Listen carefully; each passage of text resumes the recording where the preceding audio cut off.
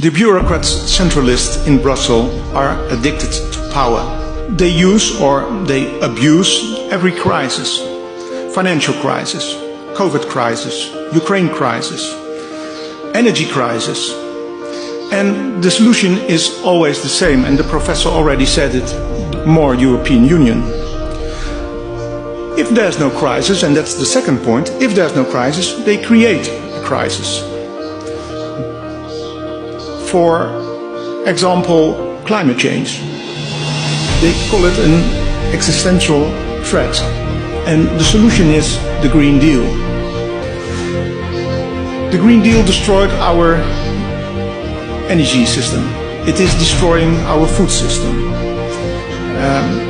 They are trying to control CO2, but if you control CO2, you control people, because everything we do in life is about CO2 emissions. Living, breathing, eating, traveling, living. So if you can control that, you can control people's lives. Now they introduced the digital identity and the central bank digital currency. So they can see everything we do, and they can control everything we do, because they can shut off our financial system whenever they want. We have seen it already in Canada during the COVID crisis.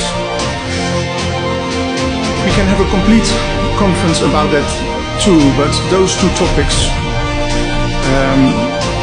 it's used to create a centralized, controlled economy, and at the same time it's taking away people's freedom. We are heading to a big European superstate. They want to abolish the nation state, because once that happens they have complete control.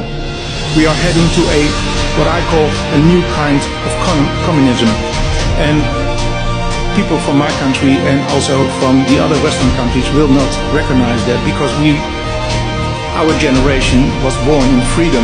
But you have seen communism, and you were able to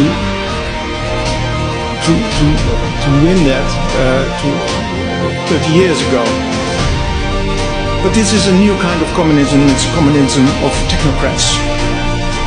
Let's learn from the history. In the 1930s, Stalin declared the war on farmers.